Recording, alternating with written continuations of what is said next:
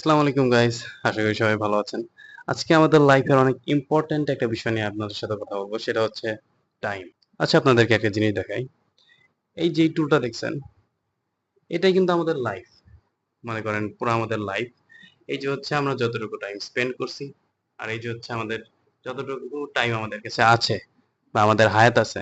পার্থক্য একটাই, সেটা হচ্ছে আমরা এইটুকু জানি না যে আমাদের কাছে কতটুকু আছে।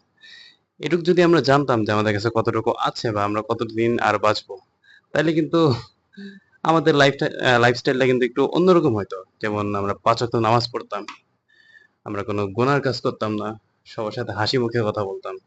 কেউ কারো সাথে খারাপ ব্যবহার করতো না, কেউ কাউকে ঠকাতো না, তাই না? আমরা যদি জানতাম আমরা আর কতদিন বাঁচবো, বা আপনি যদি জানতেন যে আপনি কবে মারা যাবেন, বা ধরেন আপনি জানেন যে আপনি ১০ দিন পর মারা যাবেন। এই ১০ দিন কি আপনি ১ ওয়াক্ত নামাজ মিস দিতেন? আর এই নামাজ আর এমনি সময় আপনি যে নামাজটা পড়েন, এর ভিতরে কিন্তু আকাশ পাতাল একটা পার্থক্য থাকতো। আপনি সুন্দর করে অজু করতেন, সময় নিয়ে অজু করতেন। আর যেই নামাজটা পড়তেন, একদম পুরা কানেক্টেড হয়ে নামাজটা পড়তেন। নামাজের ভিতর আপনার অন্য কোনো চিন্তা আপনার আসতো না। কারণ কয়দিন পর তো মারাই যাবা। তারপর আপনি কাউকে নিয়ে গীবত করতেন না। কারণ আপনি জানেন যে আপনি নিজেই মারা যাবেন। গীবত করে আর লাভ কি? হ্যাঁ, আমরা জানি না আমরা দুনিয়াতে কে কয়দিন আছি। কিন্তু এটা কিন্তু কোনো নিশ্চয়তা নাই। বা আমি যেই ভিডিওটা বানাচ্ছি, এই ভিডিওটা যে কমপ্লিট করতে পারবো বা আপলোড দিতে পারবো, এরও কিন্তু কোনো নিশ্চয়তা নাই।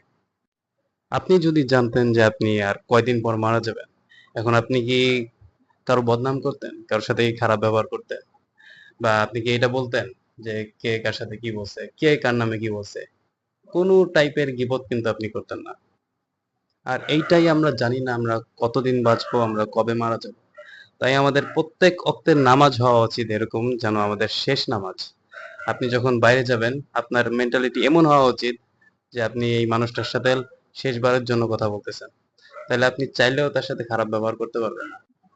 যেহেতু আমরা জানি না আমরা দুনিয়াতে কয়দিন আছি, আমাদের হাতে কয়দিন সময় আছে, একদিন হতে পারে, ১ ঘন্টা হতে পারে। সো অবশ্যই আমাদের যেটা সব থেকে বেশি অ্যাভয়েড করা উচিত, সেটা হচ্ছে গীবত। আমরা কাউকে নিয়ে যেন কারো সম্পর্কে যেন আমরা বদনাম না করি এবং বা গীবত না করি। আর একদম লাস্টে অবশ্যই সবাই ৫ ওয়াক্ত নামাজ পড়বেন। আল্লাহ হাফেজ গাইস। Thank you.